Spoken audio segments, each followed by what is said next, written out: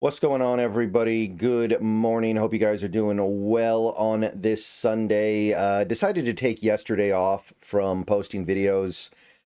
Just kind of felt like it. There's obviously no hurry on any of this stuff because we're in the off season.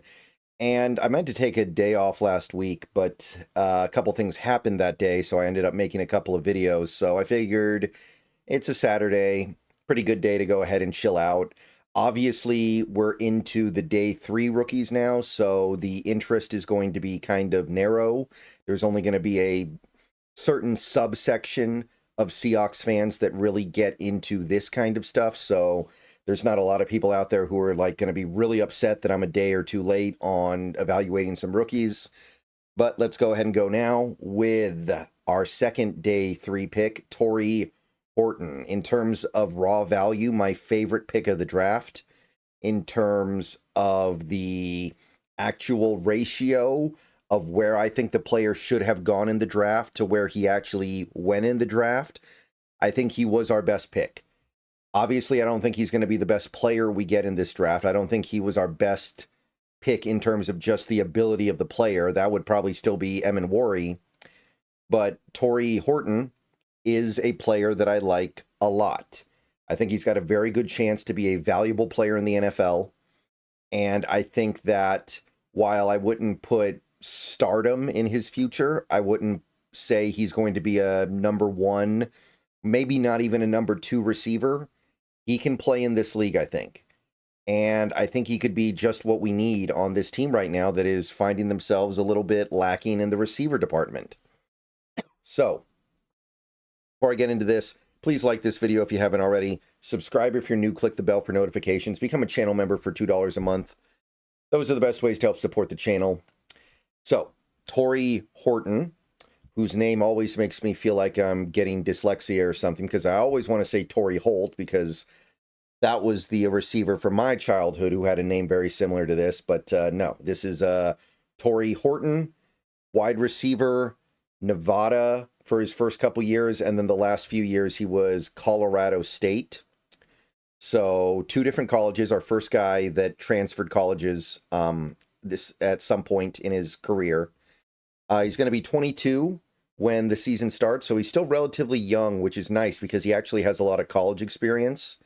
So a lot of the times when you find players like this, the day 3 guys that had 5 years in college, they're like 24. So the fact that he's only 22 is nice.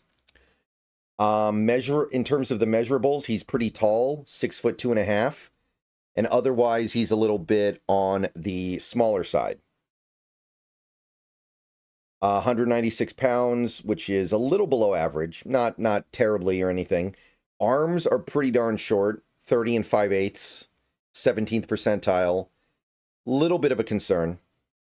9-inch hands, 21%, 21st percentile, so pretty small hands. By the way, am I discolored on the face cam? I don't know. I can't tell. I don't know if it makes me look good or it makes me look like Tom Coughlin after a call goes against the Giants. I don't know. But anyway, okay, so he did a little bit at the combine, and what he did pretty well. 4.4 140, so he's fast, 81st percentile, fast in a straight line, 1.53 10-yard split, 64th percentile, so he's above average in acceleration, and 37.5-inch vert, 74th percentile. So got some explosion as well. He didn't do anything else, but what he did stood out fairly well. So good athlete. Now, this video is going to be Tory Horton by the numbers, so let's just go ahead and take a look at the numbers, and we've got 5 years worth of data to look at here, and it's significant data. None of these years are years where he played like 5 snaps or anything. 2020, the COVID year, 9 games, 274 snaps. So even in his true freshman year, he's giving you 9 games and about 30 snaps a game. Significant. 32 targets, 20 catches. Not bad, especially for a true freshman. 336 yards, pretty good efficiency, averaging over 10 yards a target. 167 of his yards were yak, so about half. 5 touchdowns, really good for a player this young and this inexperienced. Now, this is Nevada. It is Nevada, so the level of competition is a little bit lower.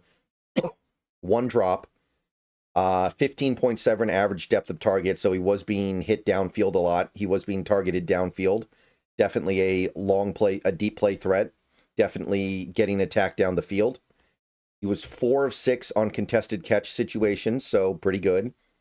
2 interceptions when targeted, and 3 missed tackles forced. So pretty good for a start, man.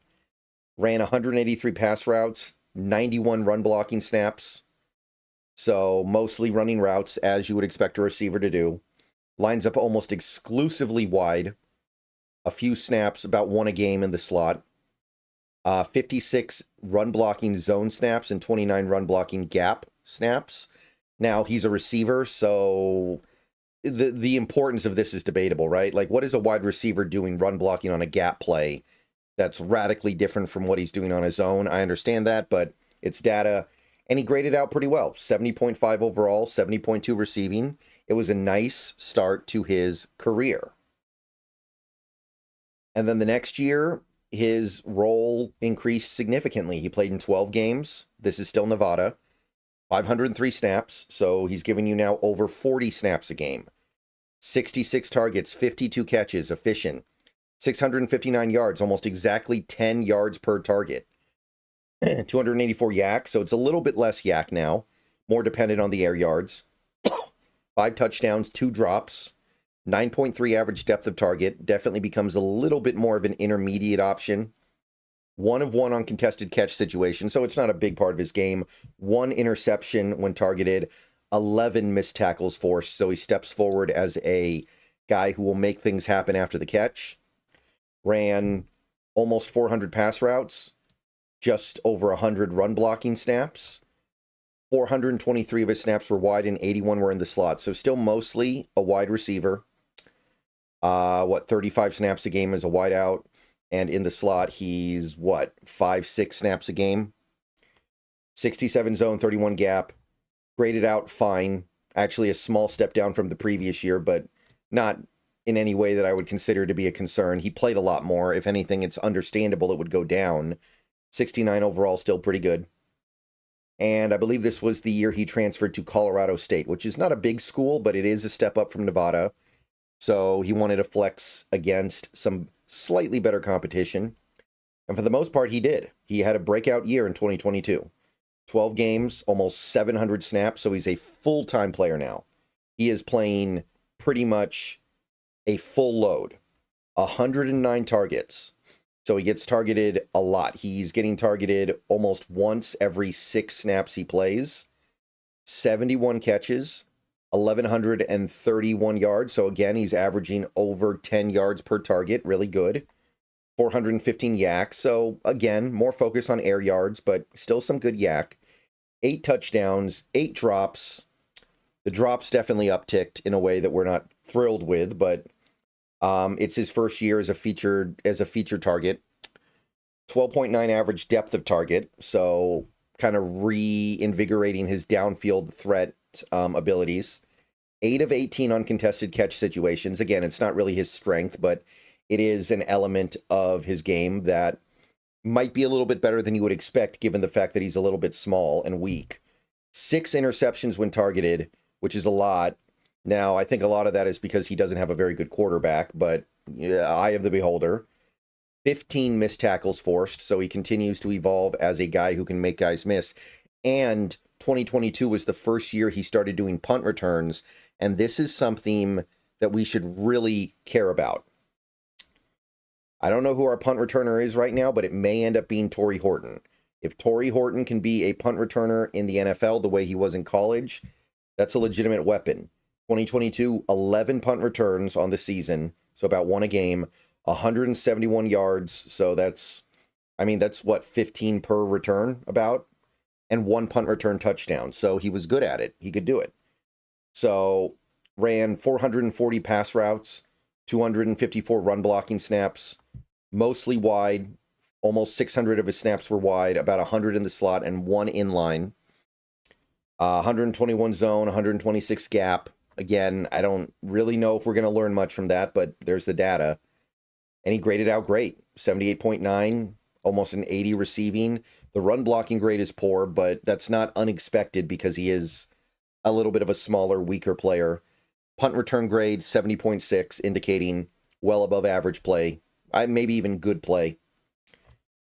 And that gets us to 2023, which is probably the best season of his career.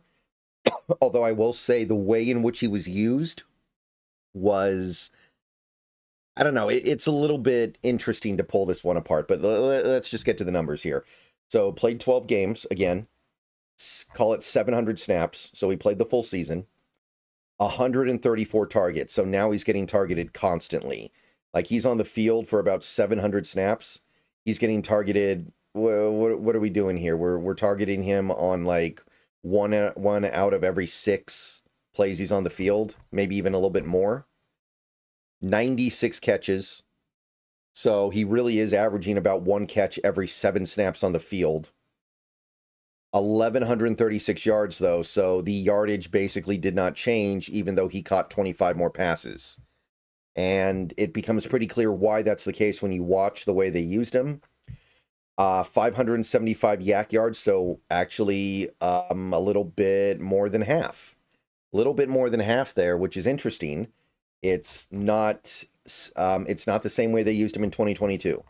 8 touchdowns, only 4 drops now, which is great because his targets went up. So definitely got better in the hands department. 10.2 average depth of target. So now he's getting targeted closer to the line of scrimmage. 8 of 14 on contested catch situations. 7 interceptions when targeted. Again, I think it's mostly a quarterback issue. But here's the fun one. 21 missed tackles forced. This guy was heavily leaned on by the Colorado State offense to make guys miss after making catches to get extra yards. And he didn't let them down. He was constantly making guys miss in the open field and squeezing out extra yards. He also had 11 punt returns, 147 yards, and 1 touchdown on punt returns. So he was a dynamic punt returner, averaged about 1 a game, and did a good job. Ran about 450 routes, 253 run blocking snaps.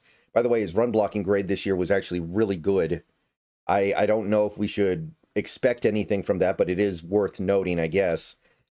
Mostly lines up wide. We're talking about like 45 snaps a game. And then he lines up in the slot.